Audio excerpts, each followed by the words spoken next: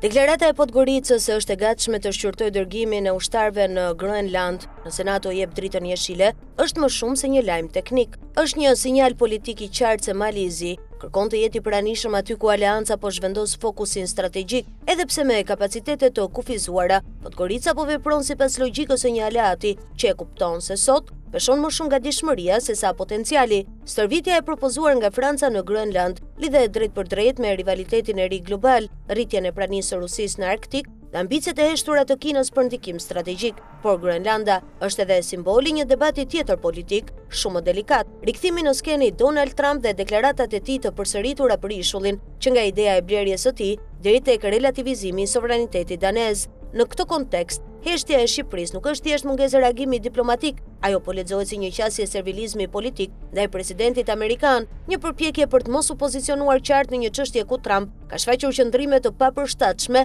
për standardet euroatlantike. Tirana duket se ka zgjedhur të mos flasë, nga frika se një qëndrim i qartë për Groenlandën dhe rolin e NATO-s mund të perceptohet si distancim nga linja e Washingtonit trumpist, por kjo është një llogari e gabuar. NATO nuk funksionon mbi baza personale apo humor presidencial, por mbi parime kolektive, dhe kur aleanca diskuton hapjen e një fronti të ri strategjik, heshtja nuk interpretohet si besnikëri ndaj SBA-s, por si mungesë autonomie politike. Nëse Podgorica e kupton se gatishmëria publike është kapital politik brenda aleancës, Shqipëria nuk e ka luksin e heshtjes. Në një NATO që po riformaton prioritetet e saj globale, ata që flasin dhe pozicionohen ndikojnë, ata që heshtin thjesht regjistrohen në listën e Mehmetësve.